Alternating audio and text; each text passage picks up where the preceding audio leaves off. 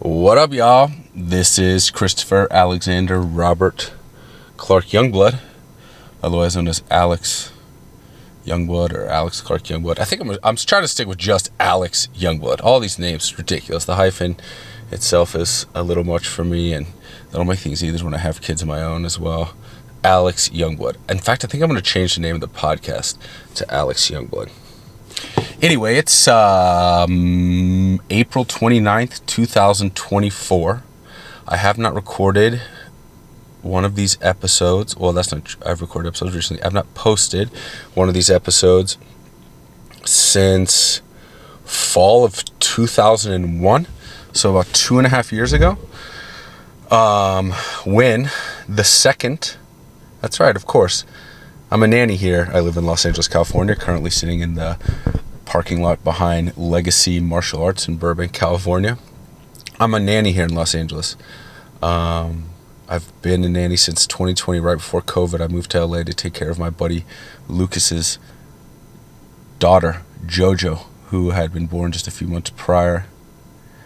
Now she's 5 years old, and she has a sister. Her sister's name is Emmeline.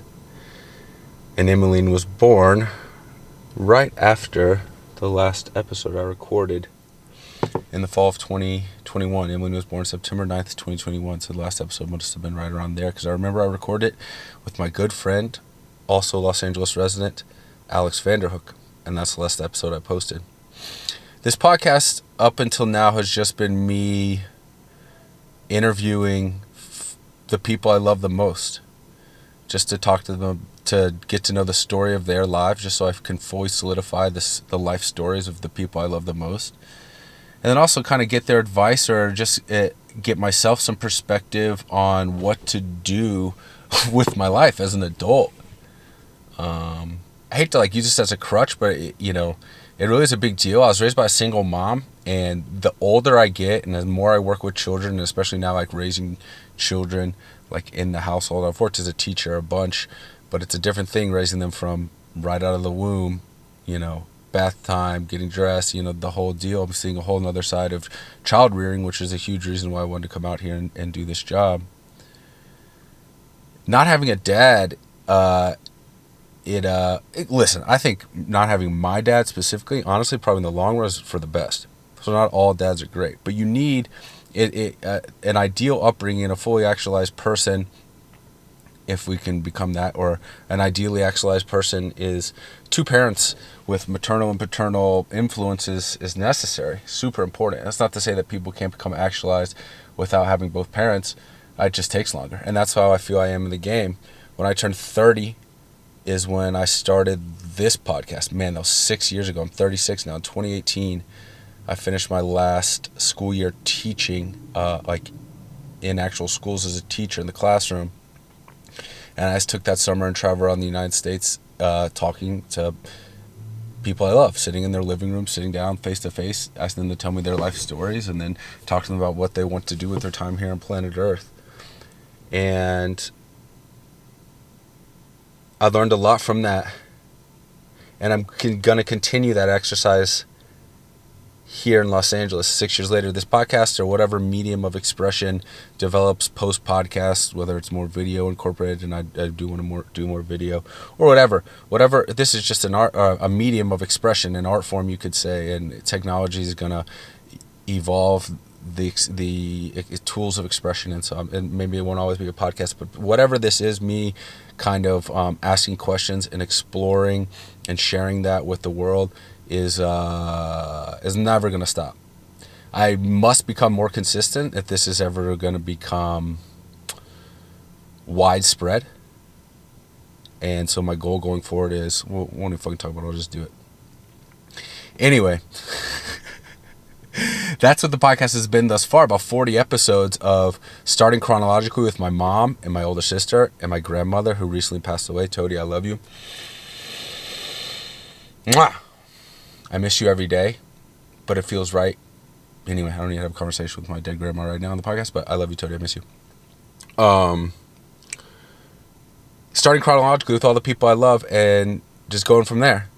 from starting with family members, obviously, because the first people you meet are your immediate family, and then childhood friends, adult friends, and then now I'm in LA, and I've done over the past 6 months, I've reinitiated those interviews with people I've met since I've been in Los Angeles.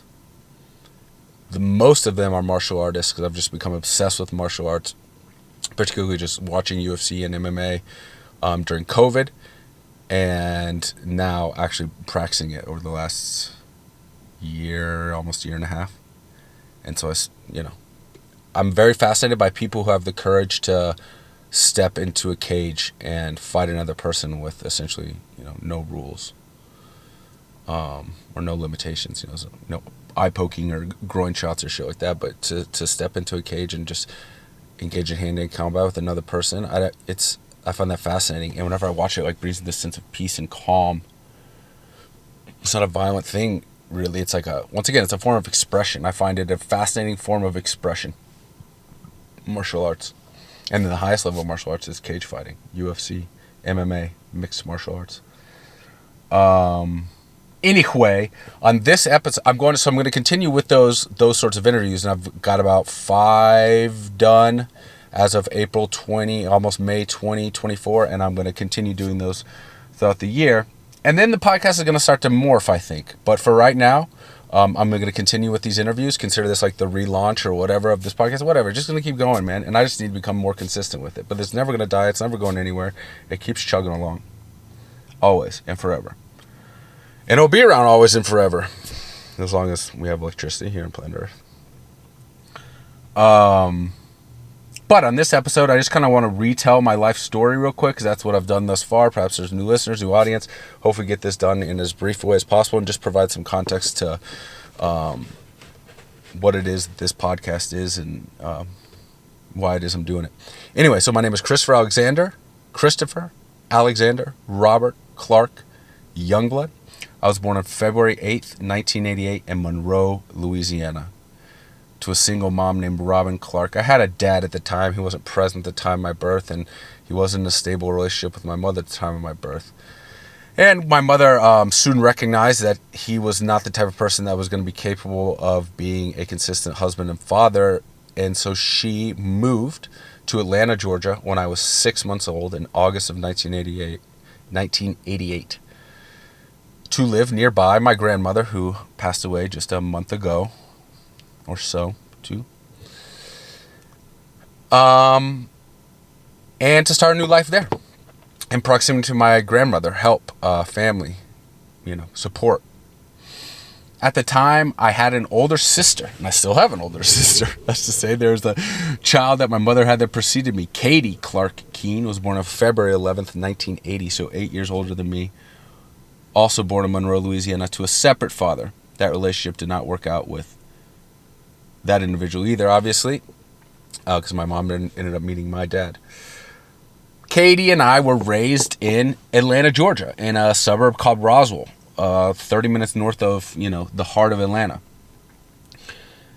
2 years after we moved there, we were blessed with another sibling, Morgan Clark Youngblood, who was born in Atlanta, Georgia, on July 31st, 1990. 2 years my junior, 10 years the junior of our older sister, Katie.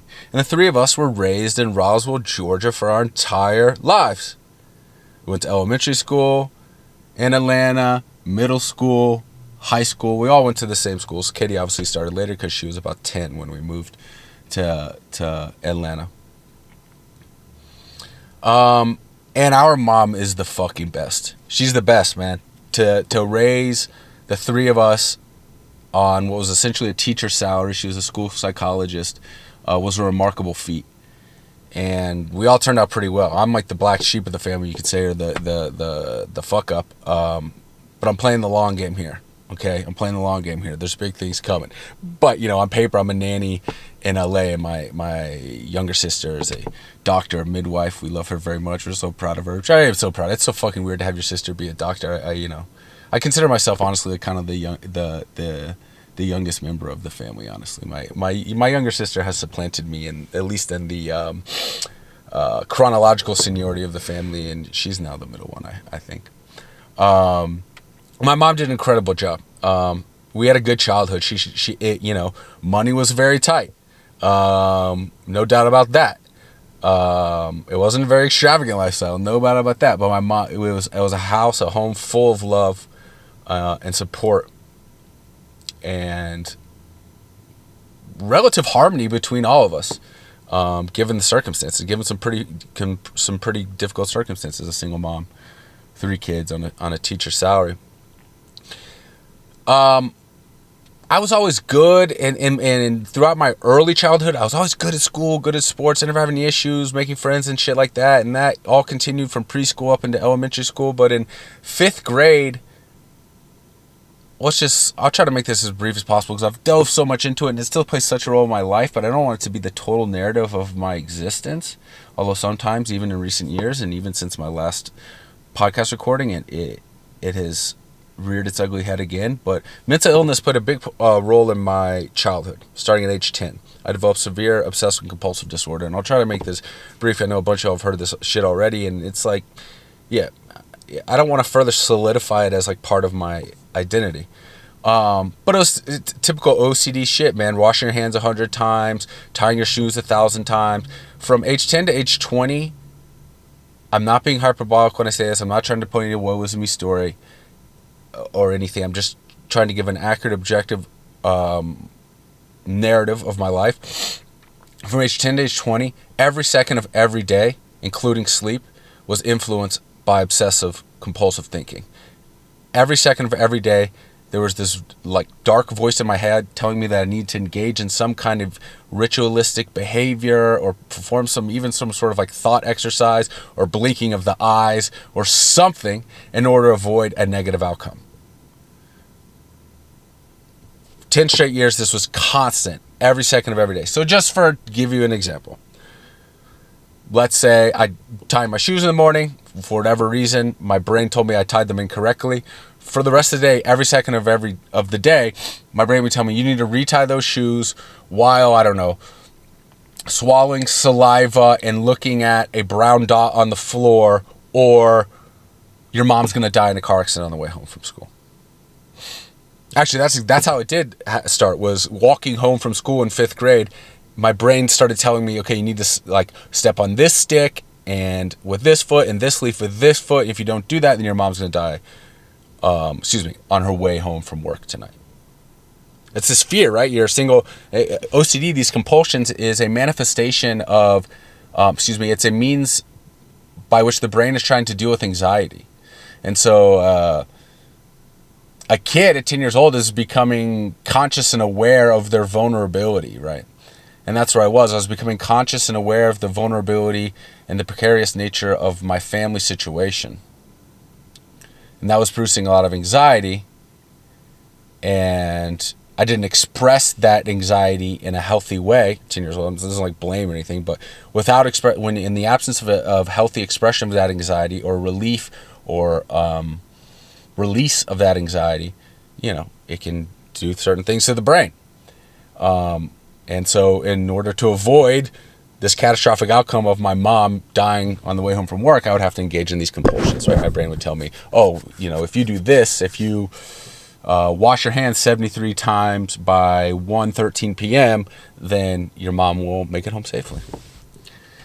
And it wasn't always my mom dying. It was, people won't think you're funny at school, or you won't make the soccer team, or you'll lose the game tomorrow, or whatever negative thing could be.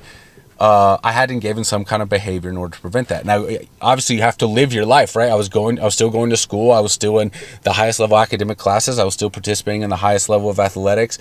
I was still existing, but there was this constant voice telling me, do this, do this, do this, do this. And when I had a respite, when I had a break, when I had some time I could, then I would engage in the behavior. I would tie the shoes over and over. I'd be up till 4 a.m.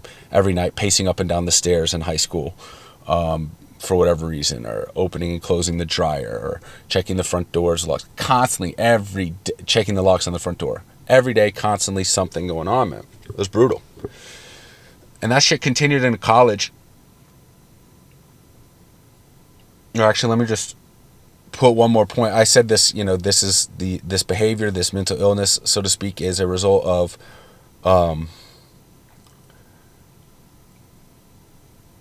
of anxiety not being expressed in the correct way. That's true.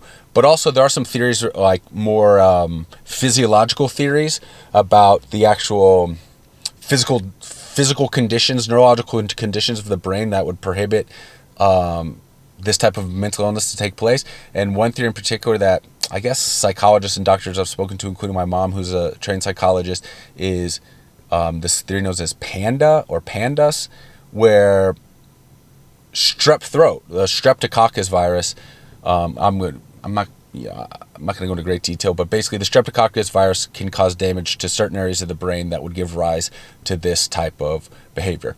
Or, actually, I think perhaps it's the antibiotics that are given to treat strep could potentially cause damage to the brain. Anyway, something along those lines. Developing, excuse me. There's medical evidence to support that developing severe case of strep throat at this age, preteen, young adolescents, a child, can give rise to these types of disorders. I think perhaps Tourette's as well. So yeah, man, the brain is a physical organ, and it is subject to physical damage, be it through like a traumatic brain injury or, infections, just like other organs. And so that is kind of the leading theory of how this kind of came to be, because during 5th grade in 1998, I remember very explicitly and specifically during the fall of 1998, developing severe strep throat. I was hospitalized for a couple of days, had to get my tonsils taken out. It was bad. I had like crazy high fever. And it was after that these symptoms started to develop. So those things start to add up. And the severe OCD continued out throughout my childhood. And I'm telling you, man, it was just to give like evidence of how it affected every part of my life, academically, socially, athletically. Just for instance, you'd be out playing on the field, but I didn't tie my cleats the right way. So the entire time I'm supposed to be engaged in this game, I'm, thinking about how I need to, as soon as I get a chance, retie my cleats at halftime or whatever. It's just, you're not focused. You're not locked in ever. Then that's just one example. It's academically. I didn't read a book from 5th grade through high school. I didn't complete a single book. I don't think I completed a single chapter of a textbook. Like, read chapter 24 of your biology textbook next week. I don't think I ever completed a chapter. Because when I would read, I'd have to engage in these constant compulsions when reading. Swallowing saliva X number of times on every dotted I or J. Rereading the spine of the book hundreds of times before you could open it. Swallowing, it's a lot of swallowing saliva or like blinking while looking at a specifically white patch on the piece of paper, blinking an X number of times. So it was just like, before I could ever even open the book, I'd spent 45 minutes engaging in compulsions. Next thing you know, it's fucking 1 a.m. in the morning. You gotta go to bed. You got school tomorrow at 7. So it was hell, man. I was still pretty successful academically. Not nearly as much as I should have been, but or could have been. But I was still in the highest level classes, AP and arts classes and shit like that. And athletically as well, not nearly successful as successful as I could have been, but I was still in the highest level soccer teams and varsity soccer and football. Or I don't think I played varsity football. I think I played JV football. Anyway, I was good athletically. And socially, I had friends. I had little girlfriends or whatever you have in high school. But, I was still constantly distracted when I was getting in conversation. Instead of going out with my friends on a Friday night or a Saturday or any day that I had the time, I would have to stay at home and do hours of compulsions or whatever it was, or make up for the fucking, some extra schoolwork because I couldn't fucking read, whatever it was. It wasn't good, man. And it still exists to this day, and I'll hopefully try to wrap up this narrative about it right now. When I ended up not being able to complete any section of the SAT or the ACT, these entrance exams to get into college, and that's when it really dawned on me, like, fuck, I'm about to enter the big leagues, right? This isn't childhood anymore. I'm now about to go to college, become an adult, and I haven't resolved these mental health issues. How am I going to exist on my own, paying my own bills, supporting myself out in the big real world, if I can't get dressed in the morning in under 2 hours? So that's when I told myself, okay, I'm going to do something about this. I'm going to stop this. I ended up getting an academic scholarship to the University of South Carolina. But once again, I actually got an academic scholarships and athletic scholarships to all kinds of places. But specifically academically, I couldn't complete a single section on the ACT and SAT, so I didn't get into the schools I wanted to. Didn't even get into the University of Georgia, the school I ultimately graduated from. Didn't even get in out of high school because my SAT score wasn't where it needed to be because I couldn't complete any of the sections. And that was a big deal. That was when it slapped me in the face. When I didn't get into UGA, probably, honestly, was when I realized, holy shit, this is having real-world, big-time, eventually long-term consequences on my life. I'm going to go to a lesser university because I couldn't fucking bubble in the bubbles. That's crazy. This is real. This is a big deal. This is real life. So the summer before I went off to South Carolina for my freshman year, I went through like this mental training camp where I would try every day. My goal, I had a summer job, and I wanted to like hang out with my friends that were all going off to different schools that summer, and then this like OCD self-imposed boot camp. Those are my 3 goals. Work at this deli, try to spend time with my friends before they go to college, and then priority number 1, this OCD boot camp in my head, which was just like resist the temptation to engage in the compulsions, resist the temptation to engage in the compulsions. And it was good practice to like make that my focus on a daily basis. It didn't totally resolve the issues, but by the time I started school, I probably cut my OCD issues in half.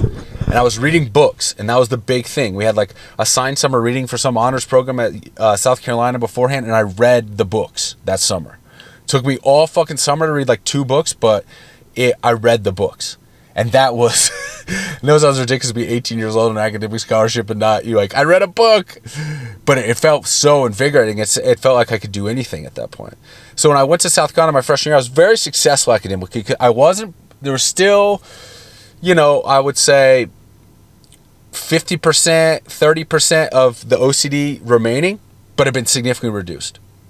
And it was allowing me to function academically successfully, close to my potential.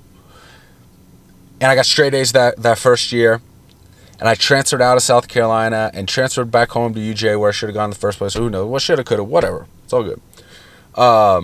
Transferred home to UJ where a bunch of my buddies from high school were going. And it was just a better school and it was closer to home. Just a better school. Better football team. 2-time national champs back to back. 22, 23. I guess 21, 22 technically. And so I transferred to UGA. I started partying, drinking. I'd never drank in high school. I was obsessed. I was OCD. I didn't fucking take Advil, I was so OCD about putting shit in my body. But like transferring to UGA and drinking was part of like this shift in my mindset that's like, it's okay. You're going to be cool. You don't have to worry about all wash your hands 50 times. Like loosen up, drink, have some fun. It was like part of this whole mindset of like opening up my mind, not being so structured and rigid and controlled by OCD. Started drinking, partying, and I started noticing my mental health to slip. I started noticing the OCD symptoms creeping back in.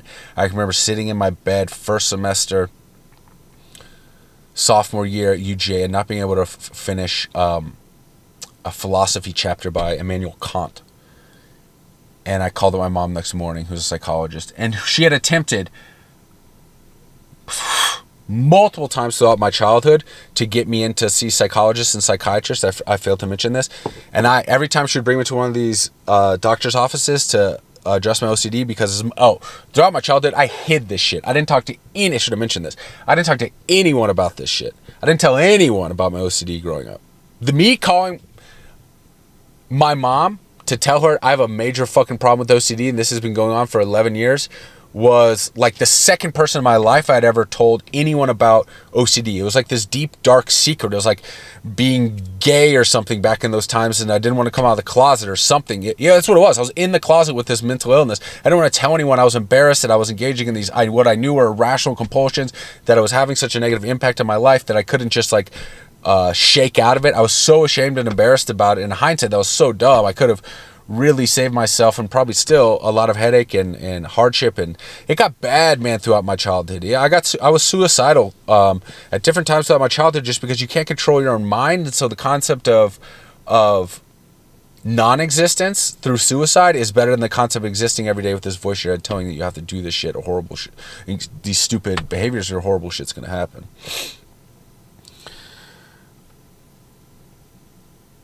So sophomore year, UGI, I realized, oh, fuck, this shit's coming back. I can feel it. I'm engaging these. I can't finish this chapter because I'm engaged in OCD behaviors while reading this book. Calling my mom tomorrow. I'm telling her I'm coming clean about all of this, which she kind of knew but didn't know to the extent, obviously. And I want her to help me get some help. And she's a psychologist. She's in that field. She sent me to a psychiatrist. Psychiatrist put me on 20 milligrams of Prozac. And within 6 months, the vast majority of the OCD symptoms were gone. It was like for the first 20 years of my life, between the age of 10 and 20, my mind was like this castle that was being bombarded by barbarians. And when I went through like this OCD training camp before freshman year and during freshman year and into sophomore year, it was like I had erected this wall around the castle and the barbarians were still there, but they couldn't quite get over the wall, or far less of them were getting over the wall to attack my brain, attack the castle. And when I went on the Prozac, it was like all the barbarians went away. I didn't even need the wall anymore, which was crazy. Yeah. So at that point, I started kind of telling people in my life about it. I had told the night before I left for the University of South Carolina my freshman year, or the summer before my freshman year, I told my best friend Hunter. I was helping him move into Georgia Tech that weekend, and we went for a walk from his dorm across Georgia Tech's campus to Georgia State, where our other buddy Lenny was staying.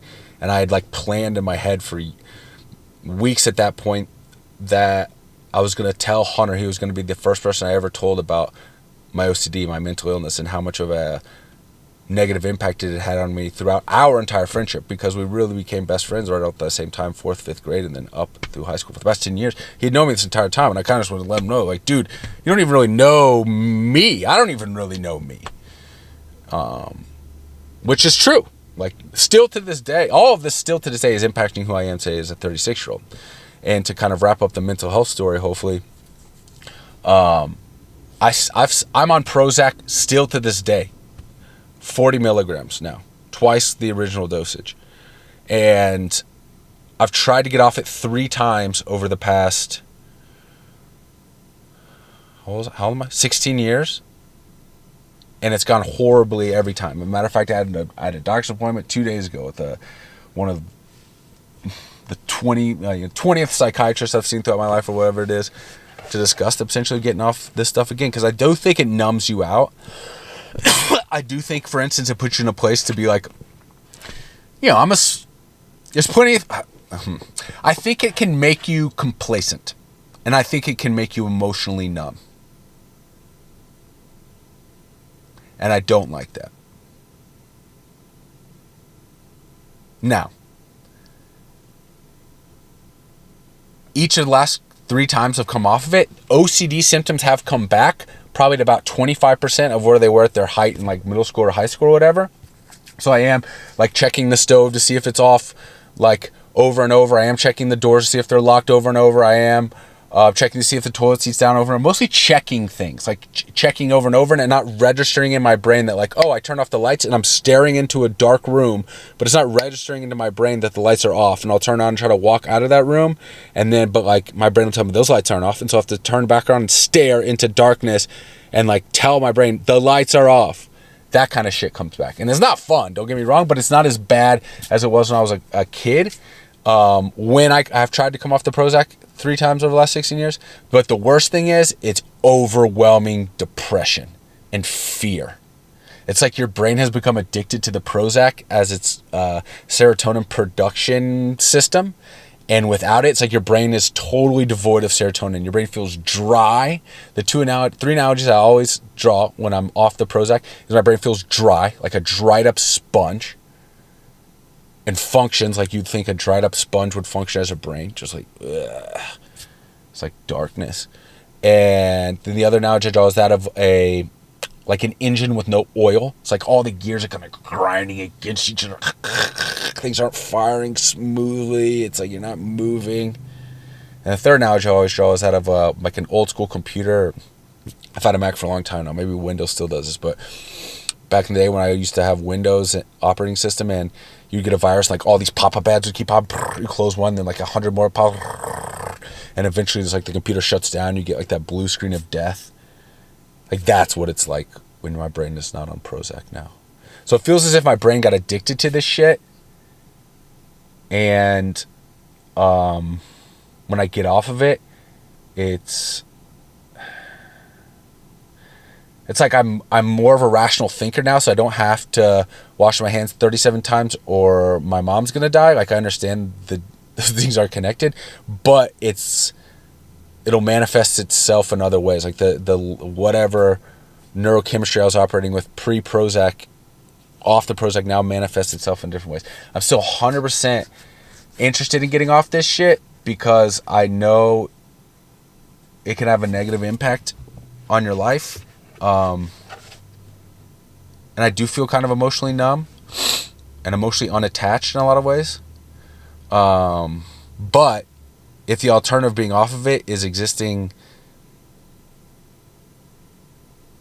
how I've existed when I've attempted to come off it thus far, it's not worth it, man.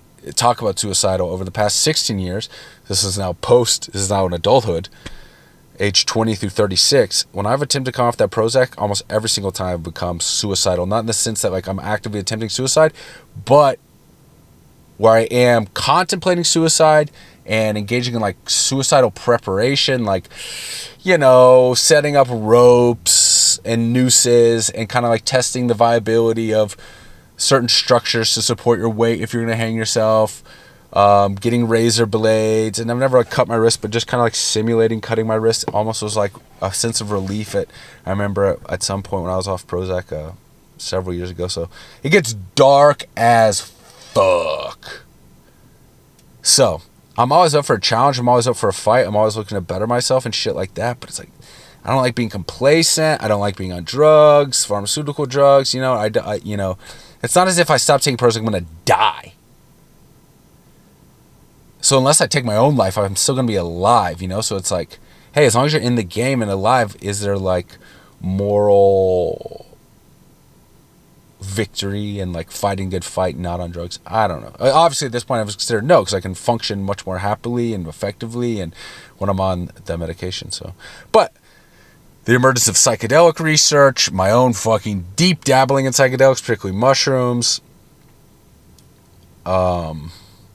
it feels like there's some route there. If I'm microdosing mushrooms every day or every other day as opposed to taking Prozac, you know, it feels like there's better solutions. It just kind of intuitively, it feels like there's better solutions out there. But I cannot put my family and friends through another withdrawal from that shit. So it's like the next time I do that shit, I got to do it on my own with the support of psychologists and psychiatrists. But I can't be dragging family and friends into that mess again. It's not fair to them, and it's cost me romantic relationships, mental health crises. Fortunately, it hasn't cost me, it hasn't cost me friendships or certainly not family relationships. So I'm extremely blessed and fortunate to have people that I love very deeply and people who love me very deeply in this life. It's the most beautiful aspect of being a human being. So that was college. That was up until college. But I've always been a happy kid. Like it's the OCD was always like these respites, this like moments of clarity. Like I would complete an OCD compulsion in high school, and I would tell myself like, "That's it, I'm done. I'm never gonna do one again." And there would be this like these moments of like joy. I've always loved life and been excited about life. And once I got on the Prozac, generally speaking, I'm pretty excited about life and like a happy dude for the most part. So post-college, in college, I didn't know what I wanted to fuck. I didn't know anything about the world. I went to college. All I knew was sports, watching sports, playing sports throughout my childhood. When I got to college, I didn't know what to fucking do. I initially think I declared journalism. I was like, I'll become a sports writer. I know sports. But then I started learning more about the world. I was like, holy fuck, there's so much more. I was reading books, for the first time. There's so much more going on in this world than fucking sports. So then I want to become a doctor. And then I started reading science textbooks. Like, this shit's fucking boring. Don't want to be a doctor. And so I just picked eventually the most general thing, major that I thought would just give me the broadest perspective of reality of planet Earth, and that was international affairs. My major is international affairs. My minor was in Spanish, and so I just learned about like international politics, international economics, violence among nations, the structure of the modern political state, the nature of poverty around the world, shit like that, man. I found that shit fascinating. I love going to class. I love reading textbooks on international affairs. I had a good time in college. I had a good group of friends. I'm ups and downs. I drank, certainly too much in hindsight, obviously, but like, actually, dude, UJ is a party school, and America is a party culture in university in general, and then Georgia is like the University of Georgia is at the highest rung of that in terms of partying and alcohol consumption, and then I think was at the high end of that. So I think I was in a rare group of extreme alcohol consumption in college, not daily. I've never been addicted to alcohol or an alcoholic or even like liked drinking that much, especially since I've, had much more experience with other intoxicants since then. I realized like, alcohol's like kind of the worst. Like alcohol and cocaine are like kind of the two worst drugs. There's so many cooler drugs out there and ways to intoxicate yourself and, alter your consciousness. Than alcohol and coke. Not that I was a big cocaine user, but alcohol is like the worst. It's like taking a fucking hammer to your brain, where it's like you could massage your brain instead and alter your consciousness. Anyway, I drank heavily when I did. So let's say 2 times a week, Friday and Saturday night, I was going hard. 30 beers sometimes. Minimum 10 beers. Which in hindsight is crazy. I don't drink it all anymore. If I have 1 beer now, I feel like shit. And 2 would probably get me like intoxicated. So to think I would 10 would be like, okay, we got 10, kind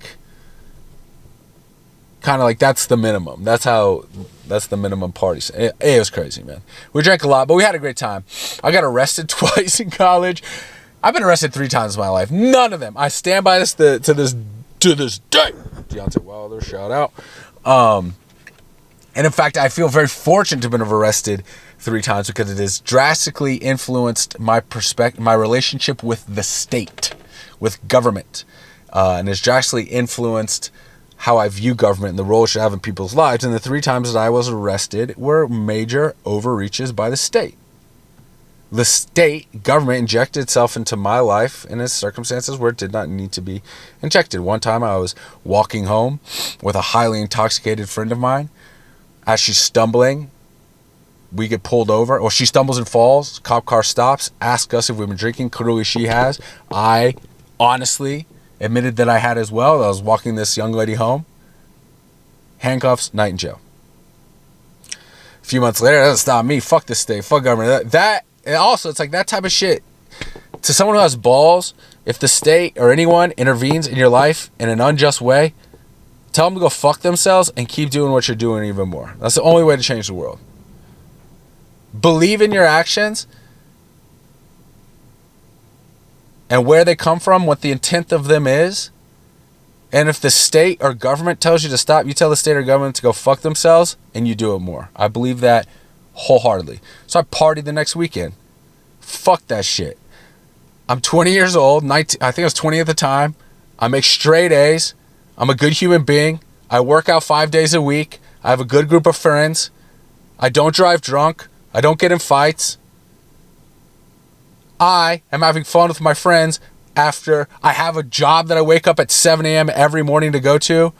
I'm a full-time student. I have a part-time job. I make straight A's. I'm in good shape. I'm nice to people. I have friends.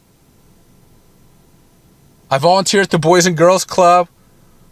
I work at an elementary school in the mornings at 7 a.m. Go fuck yourself. I'm getting drunk. Fuck that shit. Anyway, and the problem is, that's my attitude when confronted by law enforcement. Perhaps if I was a little more delicate in my interactions with law enforcement, or my interactions with the state, with government, however it manifests itself, and perhaps if I were a little more delicate and diplomatic in my interactions with the state wouldn't come down so hard on me. But anyway, arrested 6 months later for, literally, dude, I swear to God, I was fucked up that day, but I'd stopped drinking like 8 p.m. and it was like 4 a.m. by the time I was arrested for the second time. I was at my buddy Lenny's fraternity house in the middle of UJ's campus. Yes, I had been drinking all day long, but at that point I was almost sober. Honestly, it had been hours since I had drunk. I was just chilling with my buddy at his fraternity house, going to walk back home. Not driving, walking across campus to my home. Fucking half mile, if that. As I walk past the largest building on campus, I'm not fucking kidding you with these stories, dude. I'm telling them 1,000 times in this podcast. I'm not fucking hiding anything. All these alarms go off in the building. I swear to God. And within a minute, the place is surrounded by cops. I'm the only individual there. They all storm up on me with like hands on their guns and their holsters, asking me to show me my hands. Where are my weapons? Where are my tools? Apparently, someone had been trying to break into this building, and I was the only person fucking around. And this time.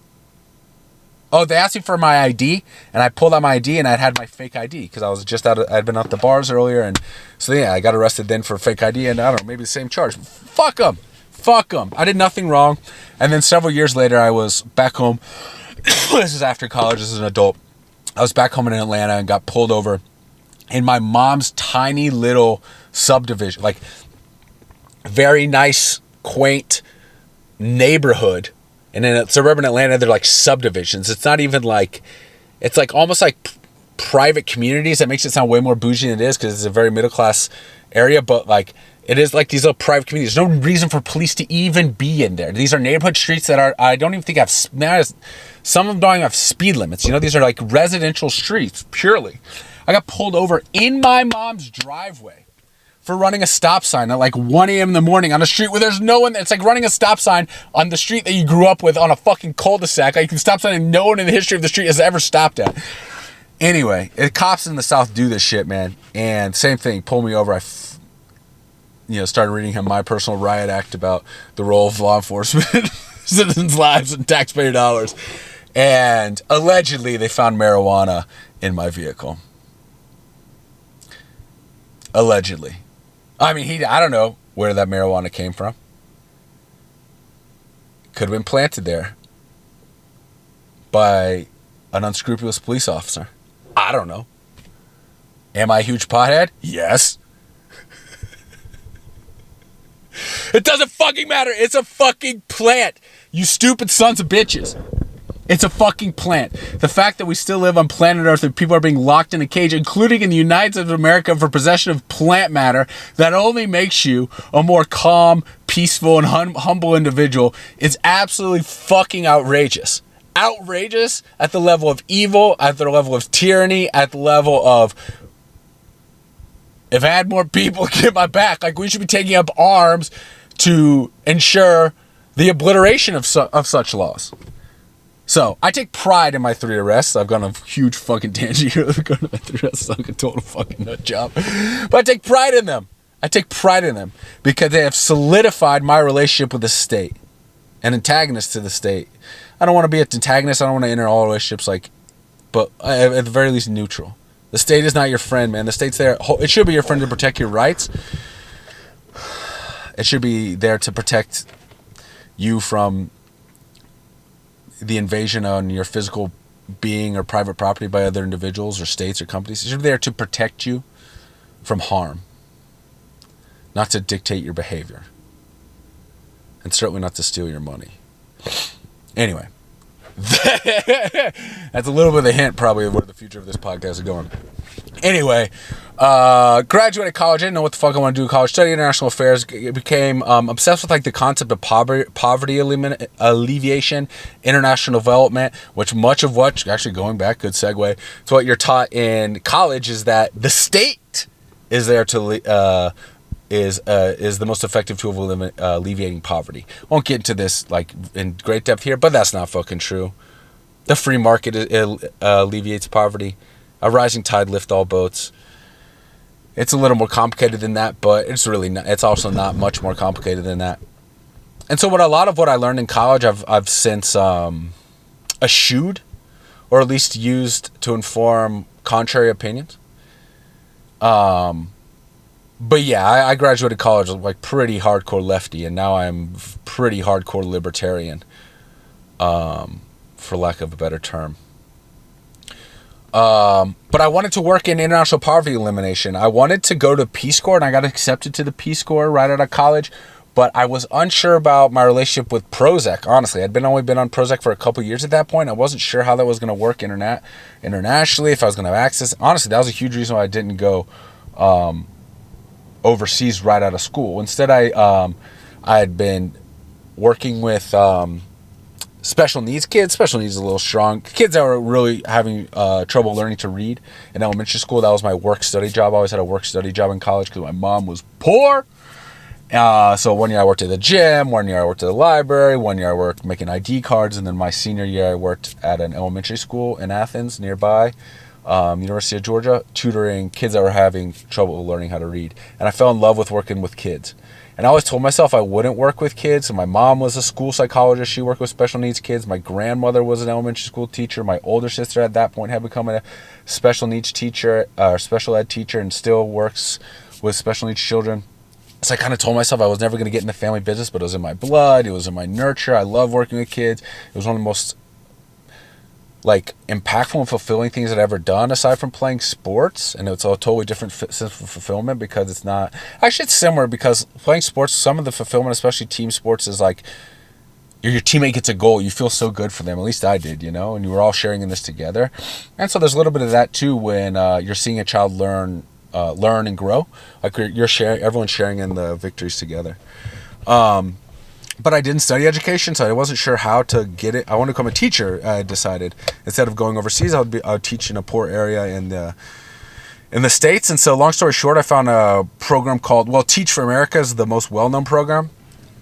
I did a program. It's like a sister or cousin program called the New Teacher Project in Phoenix, Arizona, where you apply to this program. If you get accepted, they send you a teacher boot camp for 6 weeks, and you learn how to become a teacher, which is really all you need. If you have the intrinsic motivation to be a teacher, fucking do a 6-week boot camp and then go learn on the job. That's what we did, and I think that's the best way to do it, because we were also required to do a 2 years master's program during our first 2 years teaching. So during my first 2 years teaching, I got my master's at Arizona State in special education, and I learned dick in that program. I learned shit. I learned more in my first 2 days teaching than I did in 2 years at Arizona State. Nothing to do with Arizona State. God bless them. Go Sun Devils. Fear the Fork. But I learned dick. But I sure as fuck learned a lot teaching, man. And that was an incredible job. I taught, for 3 years, I taught at a school for kids with emotional disturbance. So that's kids that have been kicked out of their previous school and sent to my school for extremely disruptive behavior, and that could be violent behavior. Our school is like the last stop before going to like a private placement / juvenile detention facility type of situation. So it's rough. We were working with rough kids. I taught 4th grade for 2 years and 5th grade my last year. So all the 4th graders in our school district who got kicked out of school got sent to my classroom, and then my final year, all the 5th graders that got kicked out got sent to my classroom. The great part was in my 3rd year teaching, I got to move up with my 4th graders, and so I got to make a ton of progress with those kids I had for 2 consecutive years. Because you have them like you do normal 4th and 5th grade class. You're teaching them math and science and social studies and language arts. You have all of them. We switched based on ability level in certain subjects, but for the most part, you have your class all day long, which is cool. It's a ton of fucking work, dude. It's so much work, especially as a 22-year-old, to lesson plan all of these subject areas with no experience. It's crazy amount of work. The hardest I've ever worked in my life, the busiest I've ever been, but it was badass, man. It was badass, and we made a lot of fucking progress with those kids, and I wouldn't trade that time for the world. And I still work with kids to this day because of it, just in different capacities. I did start to realize I'm not good at working in systems or having a boss or being part of a bureaucracy. And you work in a public school, all of those things are applicable.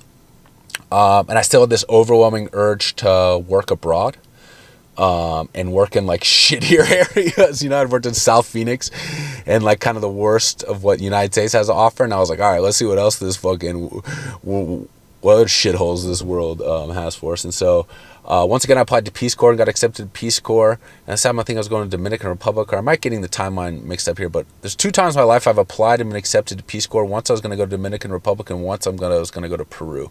Both times I ended up turning down the opportunity for what I felt was a more unique opportunity. And kind of a common theme in my decision making throughout my life is like I always go like small when it comes to like jobs and shit like that. I always go like smaller, more autonomy, less bureaucracy. So like I don't like working for big organizations. I like being as autonomous as possible. My current situation, being a nanny, is like I'm as autonomous as I can possibly fucking be. It's just me and these kids. And yes, certainly their parents are the ultimate decision makers about their life, but their parents are also 2 of my closest friends, and we live together. So it's like we're this family unit, and so it's like my family is also my job. I'm actually very proud about how I've arranged my quote unquote professional life and kind of way of existence, because it's in line with my beliefs in a lot of ways, and as much as in every way as possible right now. Well, not possible, but I've made a great effort to align my lifestyle with my personal beliefs. I'll put it that way. And so, yeah, I think it kind of turns a lot of heads when I tell people that I'm a nanny, not in like a good way, but like raise a lot of eyebrows. I'm not sure what the correct term is. People are like, what? You? But it fulfills me and is in line with my personal beliefs in so many ways. Politically, financially, spiritually, intrinsic motivation. Like you always say, do what you love. I love these 2 little girls more than anything in the world, and they're my job to raise them. So it's like I couldn't be doing what I love any more than that almost. It's pretty cool. Anyway, what the fuck am I talking about? Teaching kids, Honduras, fucking something. I was in Phoenix teaching. I decided I wanted to go to abroad, get my hands a little more dirty. Oh, so at the time, in the summers after teaching in Phoenix, I'd have the summers off. So my first summer off, I went down to Honduras with my younger sister, Morgan, who I've mentioned earlier in this episode. She's a fucking superstar. She's the shining star of our family. She's the biggest go-getter. She's got the biggest balls. She's our hero. And she had started a nonprofit organization at University of George Washington University, and she's fucking 19. And it was a nonprofit organization that was taking college kids to study the role that nonprofit organizations, or NGOs as they're called in like the international development world or international relations community, NGOs, non-governmental organizations, nonprofit organizations, the role that they were playing in Honduran society. And so I went down there to help her out with this kind of basically study abroad program that she had put together for her peers. And fell in love with kind of the chaos and mess of Honduras. At the time, it was the most violent country in the world, had the highest murder rate of any country, so more people killed per day than any country on the planet, and you definitely felt that. That was real shit, and I love that shit. I love being, like, feeling alive and scared. But the Honduran people are great, man. Honduran people are so friendly. I made a lot of friends down there. Girls are beautiful. The culture is chill. It's hot as fuck, which I like. It was just dirty, dangerous, and grimy, man. I love that shit at that point in my life, and still kind of do miss it in a large part. You feel alive, man. So I spent the summer down there, and so 2 years later, when I was thinking about what to do after teaching, my sister was going to go back. She was like making this nonprofit thing more of a permanent deal.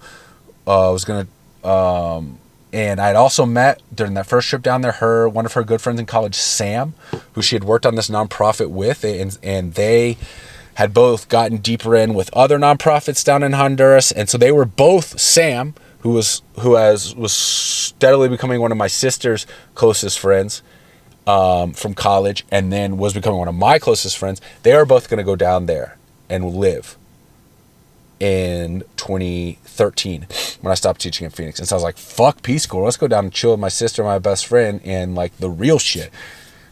Peace Corps, it's set up for you in some ways, right? You got the support from Peace Corps and probably rules and shit you got to follow from them, and fucking emails and paperwork. I don't fucking know. I never did it. But I knew this was pretty fucking grassroots. I knew that I was going to work for an organization that I'd got put in contact with just by being down there, and they'd pass my name along. And basically I was going to go down there almost as like a consultant to smaller nonprofits and just kind of be like a helper. And there were some more things involved. I was teaching some like multimedia classes at a high school, and we were going to connect those students with some other students that my organization was working with in Asia and Africa. But it was just me. Like the organization was being run by 2 dudes in DC, and then it was me on the ground in Honduras, and that was fucking it. And, you know, just had to kind of report back weekly what was going on, and that appealed to me very much.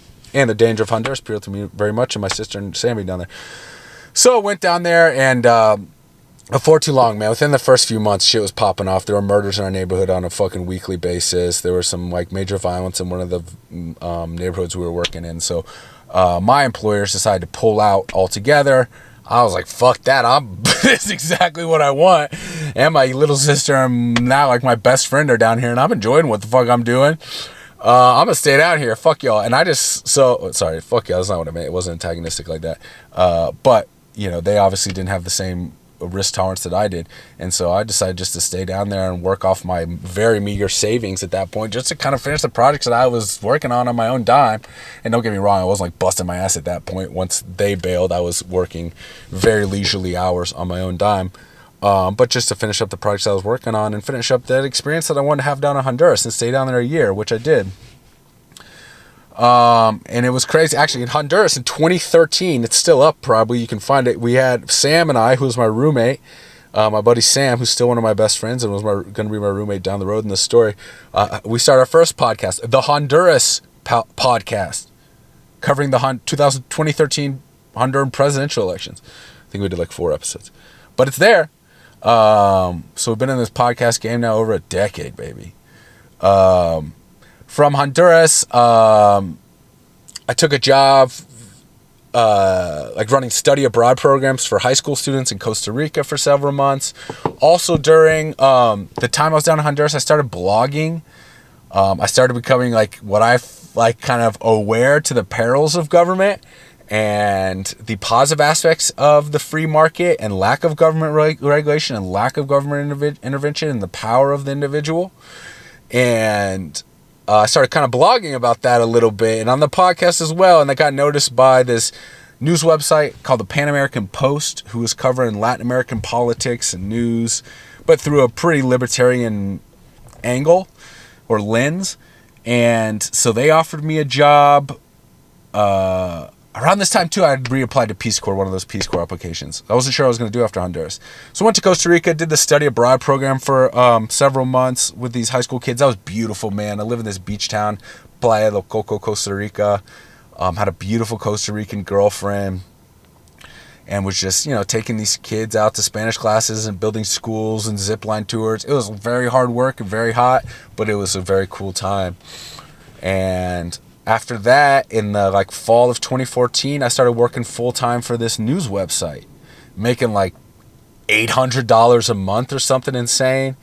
I was just kind of like bouncing around friends' houses and my mom's basement in the U.S. Then I went back down to Costa Rica to stay with that girlfriend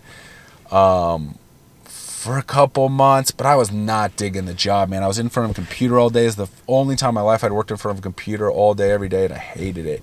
Translating articles into Spanish or from Spanish into English, writing little articles, doing a little bit of coding, like website coding. I hated that shit, man.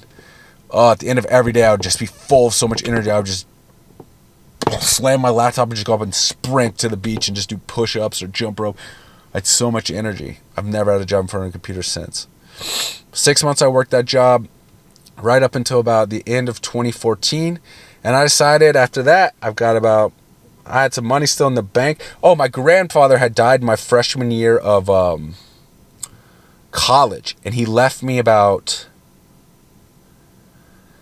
man, I don't remember what it was. But it was like, for me, a sizable chunk of money. Like $20, $30, maybe $40,000 in stocks and bonds. It was supposed to be more than that for me and my sisters and brothers and sisters and siblings on the other side, on my dad's side, but my dad pulled some, allegedly pulled some shady shenanigans, and he took a significant portion.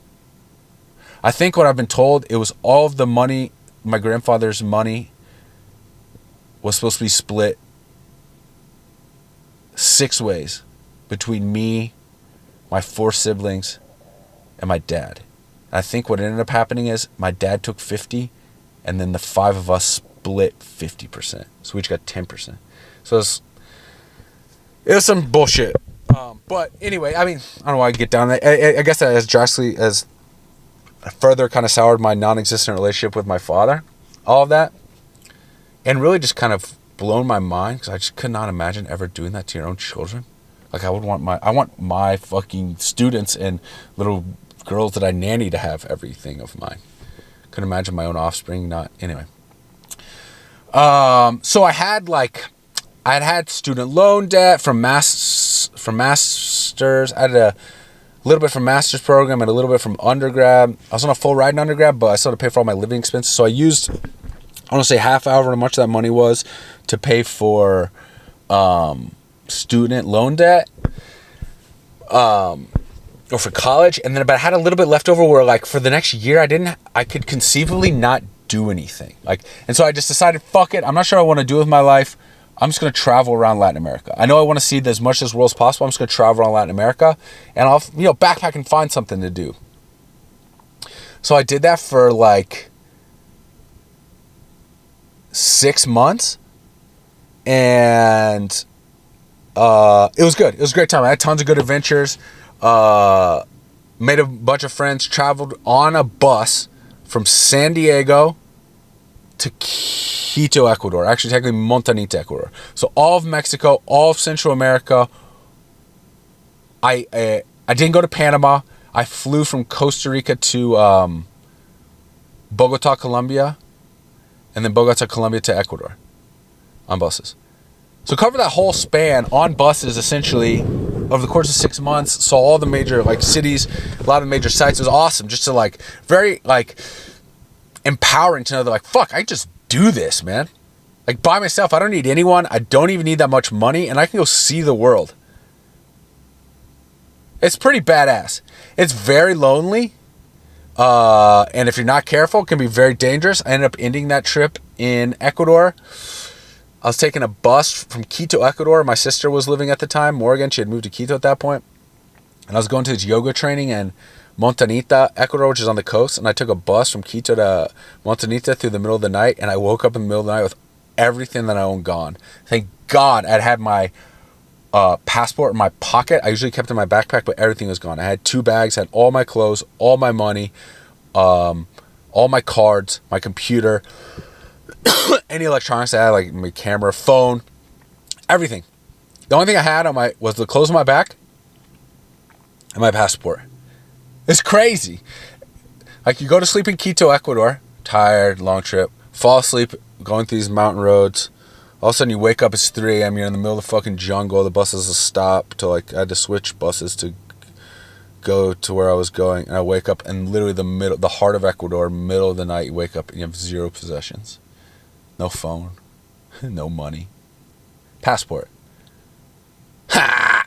That was fucking crazy time.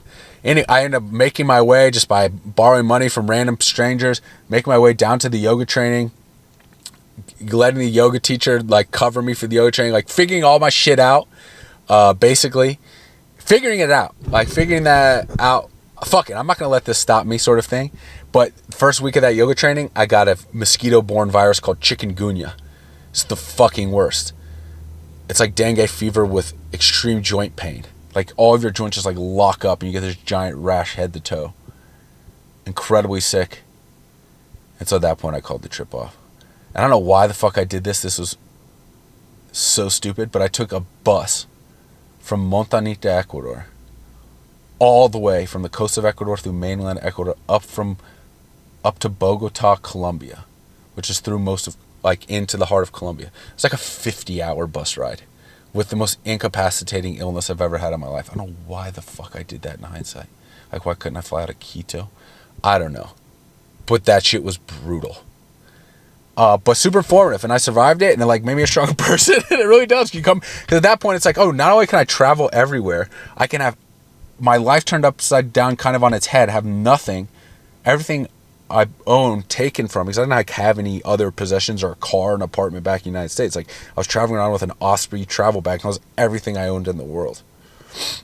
And it was gone. And it's like, okay, you can just start over. It's all right. You're good. It's gonna be okay. In fact, it's kind of refreshing. Anyway, during that trip, I was the first time actually. Just to flashback real quick, I know we're kind of rambling on over an hour here. I'm gonna try to get this shit in under 90 minutes. Back when I was teaching in Phoenix, I tried to come off the medication my second year teaching, the Prozac, and it did not go well. Very dark. Was not good. And then this first trip, vagabond trip in 2015 was the second time. So I think it was 2012, and then 2015 I tried to come off the medication again. Same shit happened, and I came off of it during the trip, and my mind got dark during that trip, and I came home back to my mom's basement in Atlanta. I had nothing. I literally just nothing at that point. No possessions, dude. Nothing. I arrived in Atlanta, Georgia with a passport and the clothes on and I guess I had bought some clothes down in Colombia or Ecuador at that point. I was like, all right, time to start fucking over. And so I was like, what am I going to do? Should I go back into teaching? At that point, I kind of wanted to get into, I've always been very into sports, and since I stopped playing sports in high school, I'd become, over the last, the first 5 years or so of my adult life, I'd become super into working out and yoga, and so I was like, I think I'm just going to go yoga, CrossFit type personal trainer route, but I ended up moving back to Phoenix. I was in the throes still of coming off the Prozac. I was not mentally healthy still, and I just needed some sort of stability and kind of familiarity. So I moved back to Phoenix and taught special education for 1 year there at a fucking rough high school. But once again, it was a job that gave me a lot of autonomy. It was like a former teaching mentor of mine had started an organization that was working with like super low income schools that was having trouble retaining teachers to like make the environment for those teachers, like a middleman between the schools and the teachers to keep the teachers in the school. To like work with the teachers as a middleman between the teachers and the school to make the situation more amenable for the teacher. So basically they came to me like, hey, we got this super difficult school, we need a special education teacher. What is the scenario under which you would teach at this school? Like, what is the amount of money you need? And then like, what's the schedule you need? So basically just like, I need a classroom. I need like no more than 5 classes a day, no meetings. I need a planning period, no emails, just like give me a classroom and kids. And that was it. And they're cool with it because they needed somebody. So I went and did that for a year, and that was a brutal fucking school. I had a kid get shot at my school. One day during my planning period, I hear some gunshots out in the like lobby of the school. I run out there, and there's a student of mine I knew had gotten shot in the stomach, and he was bleeding out of his stomach. And I had to like cut off all of his clothes to get to the bullet holes and like plug his bullet holes. It's like a fucking Tuesday at work. Down in Honduras, I'd seen violence like that before, so it wasn't anything new. I'd seen people get shot in Honduras. I mean, it was something new. I'd never fucking applied first aid to a gunshot victim before, but that was fucking wild ass time. Got back together with a girl who I had been dating. I failed to mention this, but I need to kind of, I think, catch up to the point. Well, anyway, I'll just keep telling the story. I met a girl when I was working for that news website, an intern for that news website. I met her at a conference in Guatemala in October 2014 at a conference in Guatemala. I met this girl. Ended up dating this girl off and on for the next 7 years. Crazy. You know who you are. I love you. You're an awesome person. We had some good times together. The ultimate ending of that relationship in like 2020, 2021 was the third, coincided with the third time I came off the Prozac, and that was a very dark time. As a matter of fact, the last time I posted an episode, I was like in the dying stages, like the final chapter of that relationship, where we weren't sure if we were going to be able to salvage it. My mental health was in the shitter completely. She was sick of dealing with that. So the last time I recorded an episode with Alex Vanderhook, I went from the next day I flew to DC to try to work things out with that chick in the summer of or excuse me, the fall of 2021, and it didn't work out. Yeah. Anyway, I started dating her in October 2014. Once again, it was like over the course of the next year, she was in Argentina, then she got a visa to come to the U.S., and she's in the U.S. We're going to try to make it work. So I moved from Phoenix to D.C. Once again, no plan. Didn't know what the fuck I was going to do. School year ended. My priority at this point was this girl. So I went to D.C. to try to make it work. Finally did my yoga teacher training there. I'd always want to do my yoga teacher training. Did a yoga teacher training the summer of 2015 while living with her. I was thinking I'm just going to try to make a living full-time teaching yoga. A cool opportunity of like basically opening my own yoga studio. Okay, so it's just kind of given this space. And a very cool part of Atlanta came back. Actually, when I was home that summer visiting my mom. And so I actually decided, no, I'm not going to stay in DC. I'm going to stay here in Atlanta and do this yoga thing. But as a story of my life, kind of the adult life or professional life, it's like I've never had a explicit passion or professional pursuit. It's kind of just like I dabble in things I'm interested in, and I've never taken the reins of my professional life and guided it in one direction or the other. It's kind of I dabble in worlds that I'm interested in, and then someone will come to me with an opportunity that sounds like flexible and up my alley, and then I'll just go with that. So at that time, I went with the yoga studio. So I was back in Atlanta trying to get this yoga studio thing off the ground. But then my grandmother's friend had a grandson who had just been released from jail or juvenile detention. He was in 8th grade, and like they're having a hell of a time, like basically reincorporating this kid back into society.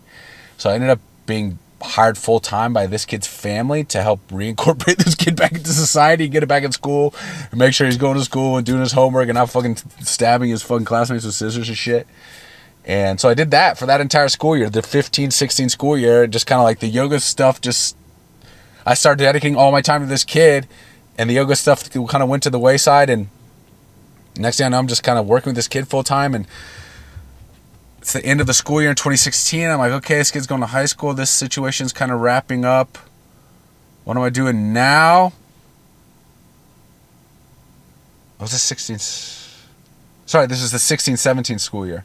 So summer of 2017, I moved back up to DC. Move, quote unquote, like basically just show up at my girlfriend's place. Actually, dude, I remember. Anyway, I won't even get into that story. But I'm not a great boyfriend.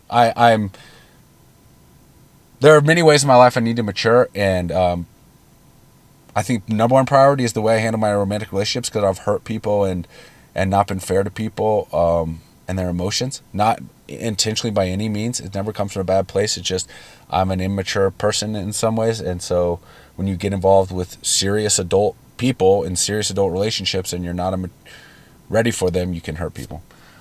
Anyway, so try to, me and this girl have been dating long distance, me being in Atlanta, her being in DC, the whole 16-17 school year. So now it's summer 17, I'm moving up there. I do a personal training Actually, I don't even do a personal training certification. I just kind of showed up at this gym in DC. It's like one of the nicer gyms, and applied to be a personal trainer, and they gave me a job. So I started working as a personal trainer. I told them I would do the certification later. Never did. Well, actually I did, but not for that job. Started working as a personal trainer. Didn't really dig it. And I forget how I heard about this job, but being a PE teacher came up at what seemed like a really cool school. And it is a cool school, DC International School, to become a PE teacher. And it was much more in line with, like, it was more of a 9 to 5, and my girlfriend was working a 9 to 5, and personal training, you're kind of off 9 to 5, and you work early mornings and then evenings, because that's when people are off. And this job was much more in line with me and my girlfriend seeing each other, and it was just more stable income. I wasn't super passionate about getting back into education in essentially the public school system, but PE seemed different, like in a different way to approach it, and it was. And if I were to ever teach again, it would be PE. But the school didn't have like any discipline structure. My entire role as a teacher, especially or with low-income students or students that have unruly behaviors, like discipline. Not like fucking hitting these kids with rulers, but like here are the rules. If you break the rules, here's the consequences. If you follow the rules, here's the reward. Like basic shit. Positive reinforcement, negative reinforcement. Consequences. Positive consequences, negative consequences. Basic shit. And this school was not that. Like anytime you're doing fucking 17-year-old kids in PE. Like, I get it. You don't want to be in fucking PE when you're 17, but still, like, you need to show some respect and, like, follow basic rules so, you know, you're not disruptive to this entire process. I didn't have, like, super high expectations as a PE teacher of a high school kid, but I had basic rules, like, show up to class and don't, like, leave whenever you want, that I expected to be backed up by administration. And it's like the disciplines, it was essentially like any sort of discipline issue that you had with the student had to go through what was called mediation, which was meant that, like, the teacher and the student had to sit down on the teacher's time to have a discussion. We're on equal playing fields about the misbehavior. It's like, dude, I'm not going to sit down and have a fucking discussion with some 14-year-old kid about why he's, like, throwing up gang signs, cursing, and walking out of class. Like, we don't need to sit here and talk about, like, feelings and antecedents of behavior and shit. We just need to establish the basic ground rules and consequences. I don't have time for this shit. I have 250 students. Anyway, it was whatever. I didn't love the job. And it was then I decided you couldn't really work for people anymore. And I was also then at my buddy Lucas's bachelor party in the fall of 2017, I think it was, or excuse me, spring of 2018. I believe it was. I don't remember the exact conversation happened, but it was at my buddy's Lucas's bachelor party that he initially proposed to me, hey, when you know, my wife to be and I are planning on having a kid fairly soon after we get married, would you want to come out and be my nanny? And this was occurring in Austin, Texas, with every intoxicant under the sun in my system, and certainly some intoxicants in his system. And so it was like kind of a joke, but then he kept following up with texts over the next couple of weeks and months and eventually a year, and it became less of a joke. And I ended the 17-18 school year with, like, this, moving to LA and being a nanny in the back of my head as a possibility. But I knew I wanted to do another vagabond trip. And I knew I wanted to try to work as a yoga teacher, personal trainer again as my next thing. So I told him, like, maybe for like a year. And also I wanted to do this podcast. That was my number one priority when the school year ended in 2018, is I packed my shit, I hopped in a bus, and I traveled around the country doing the initial interviews, the first, 30 fucking interviews of this podcast. After I got that, like, checked off my, like, urgent priority lists or things that were just kind of eating in my head that I needed to do, I want to travel again, man. So same thing, packed a bag, called up my buddy Sam, or him and I had been talking about it. He was working at the time. He's not a fucking degenerate vagabond like myself. He had a fucking nice job that he still works, but he had some time off and he traveled for his job and work remotely and shit. It's like, dude, last place I left off, or the place I kind of skipped over my last 2015 vagabond trip, Panama. Want to go to Panama? Sam's the fucking man. Let's do it. So we both pack our bags, fly to Panama. He spends a week with me there, leaves after a week, and then from there, I just started covering the spots I hadn't covered. So I covered from San Diego, Mexico, El Salvador, Guatemala, Honduras, Nicaragua, Costa Rica. Flew from Costa Rica to Ecuador or Colombia in 2015. So now I'm in Panama. I'm going to fly from Panama to Colombia again.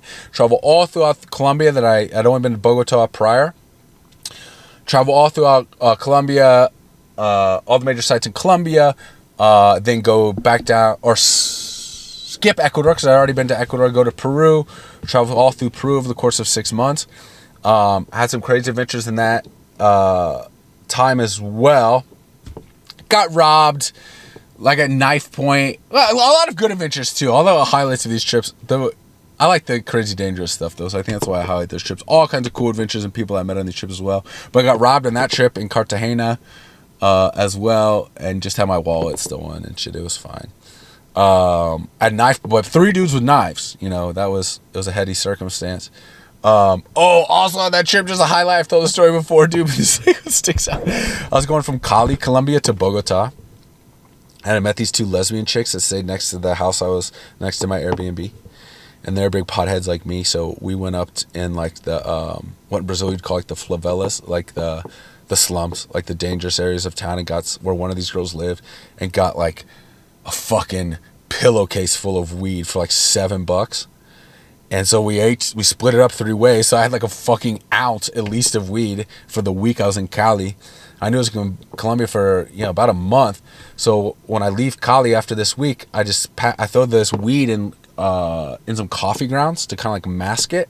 So I didn't know what the security situation. I wasn't flying, but even on a bus, I didn't really know what the weed circumstances. There was a ton of weed too. I just didn't want it to smell up the bus. Anyway, we're pulling out of this bus station, Cali, Colombia. And within fucking 5 minutes, our bus gets stopped at a military checkpoint, and they're going through the entire bus and everyone's bags with drug sniffing dogs, bomb sniffing dogs, German shepherds. And of course, I am like, I don't know. I was specifically identified by one of the military commanders to have my shit inspected thoroughly. And so some like younger junior fucking military guy opens up my bag and is like going through all my shit, and he takes this Ziploc bag that's coffee and weed. Or it's like, you know, just a giant bag of weed in a separate plastic container with a bunch of coffee poured on top of it. And there's no way he didn't see/smell this weed. He's like sifting back and forth through his bag. And the whole time shitting myself like, okay, my life is now changing forever. Like, granted all of my libertarian philosophy about drug legalization and how this is an infringement of my right, infringement by the state upon my rights. Sure. But you're now in fucking Colombia, so... Who knows what the fuck is going to happen to you here. This is going to be an in and out thing. So,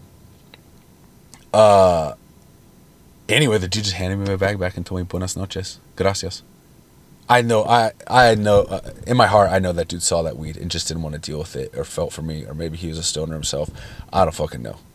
But that dude let me off the hook. That was in Cali, Colombia.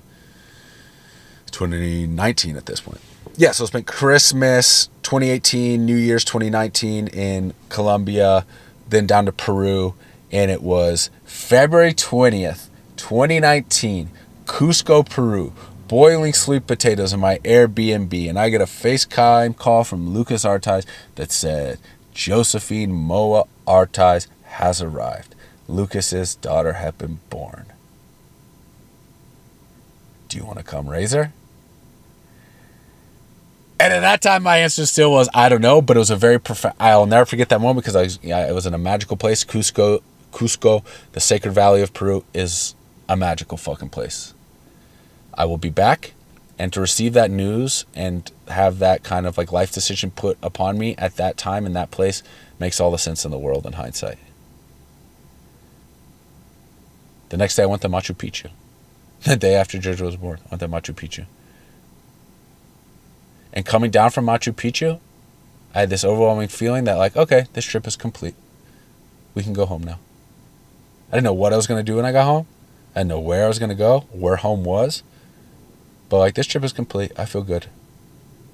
I feel like I did what I needed to do out here. Saw what I needed to see. I want to go home now. On my own terms too, right? Not getting robbed or some uncurable mosquito-borne virus. So I did. I went home. I'd broken up with the girl in DC at the time, but I was still very much in love with her and wanted to make things work. And my buddy Sam, best friend from Honduras, from Panama, a guy that had become my closest friend in adulthood, was living in DC at the time. So he was like, bro, come live with me. We'll be roommates. We'll get another apartment. So I did. I just showed up to DC, the backpack. Actually, that's not true. I got a job first. I was like, I'm going to become a personal trainer. I want to see this. I've done this a little bit, this yoga teaching, health and wellness thing. I've done a little bit of this, but I actually want to make like a full-throated effort at this. So I'm going to move back to DC and try to become a personal trainer. And so I did. I moved back to DC, got a job at Equinox, and became a personal trainer for like 6 months. I didn't like it. First, I was working for a big corporation like Equinox, like some rules and dress codes and shit. Management, emails. Ugh.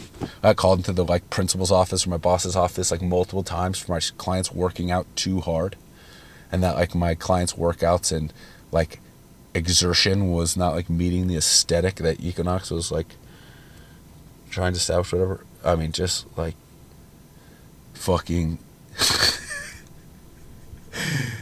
I don't know, a violation of like every aspect of my soul. That kind of bullshit.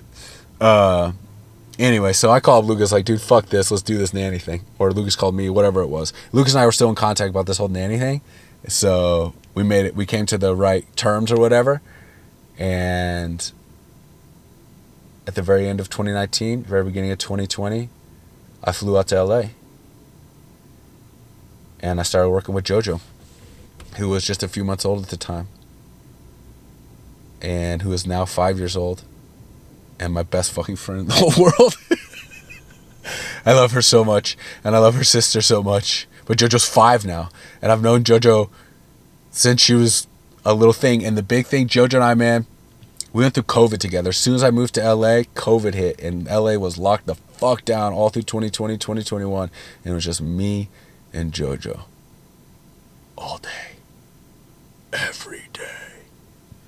It was crazy, man. That was a dark time. That was the third time I tried to come off the Prozac. 2021. Actually, I started in 2018. I started when I was still teaching. I started spring. I just told my psychiatrist this, my new psychiatrist this 2 days ago. And in spring break of 2018, when I was still teaching PE at DC International School, I started coming down 40 milligrams of Prozac. And I didn't go all the way down to 0 milligrams of Prozac until 2021. I want to say like beginning of 2021, January 2021 or something. And it was dark, man. Same shit. Granted, COVID was happening. There was extreme social isolation. I was once again back in contact with a girl from DC, and we were trying to get things going again, long distance wise. But man, I was in a dark place. I felt like like I said, my brain had this virus. I didn't mention too, man, when I've gotten off this Prozac, indecision. The 3 biggest symptoms are checking symptoms, like checking the stove over and over, checking the doors are locked, not being able to like register that like lights are off, depression, and like overwhelming fear of everything. Like I'll fucking go, but not fear of like actual fearful shit, like living in Honduras or skydiving or doing martial arts. It's like fear of like seeing my friend for brunch tomorrow. Like extreme anxiety over small things. That's another symptom. And the other thing was indecision. I forgot to mention this. I've talked about this a lot in the podcast and previous episodes. But when I've come off the Prozac in my adult life, indecision. Like the inability to decide what I'm going to eat for breakfast, to the point where an hour later I'm in a ball in the fetal position on the floor, like clawing at my own arms, screaming and crying at the top of my lungs. Not exaggerating. I'm not proud of this. I'm not trying to like wear this as a badge of honor. I think mental illness and kind of discussion of it in society has gotten a little wonky. Like it's an issue that should be resolved, and we should all help and support each other. But it's like, I'm just being objective about it, dude. I've, in my adult life, including as recently as like a year or 2 ago, I've been on the ground in the fetal position, screaming and crying, clawing on my own arms, banging my head on the ground like a fucking toddler when I've been off the Prozac, over not being able to decide what to eat for breakfast or what gym I should join. And that was the state I was in the last time I recorded a podcast, honestly. That's the state I was in. I'm pretty good at fucking hiding this shit, masking it. I'm currently not. I'll always be transparent with my mental health and everything. That's what I want this podcast to be, a transparent reflection of my life and conversations with other people about life. Their lives.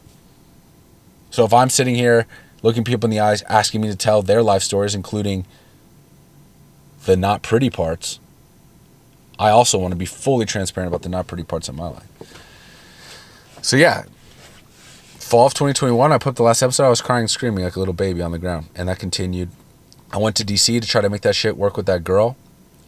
Lived with her for a month or 2 and was in the throes of this, psychological downturn. And it didn't work out, obviously. And when I got back to LA, beginning of 2022, not good. Not good. I actually got to go pick those girls up now, but I'm going to leave this. There's a little more I want to say, and we'll leave it. We'll just say this is like kind of the story of my life up until moving to LA. And I'm about to piss my pants, and I have to go pick these girls up from school, so I got to cut this right here. And tomorrow or sometime this week, I will record a wrap up of part 2, just kind of where we are now, where I want this podcast to go, and that might be brief. And yeah, we'll go from there. I have this, like I said, I've recorded like 5 or 6 episodes already. From fall of 2023 up until April of 2024, I've been doing interviews. This April 28th, 2024 kind of reintroduction of the podcast, I'm going to put first before those. And then I'll tag on a part 2 to this or whatever to kind of wrap up my life here in LA and vision of the podcast going forward. I love you all very much. Never give up. Never give up. Never give up. Keep moving. Keep moving. Keep moving. Drink lots of water. And express gratitude and love for the sun and the moon. Smile and be friendly to people. Treat people how you want them to treat you. I love you all. Mwah. Besos.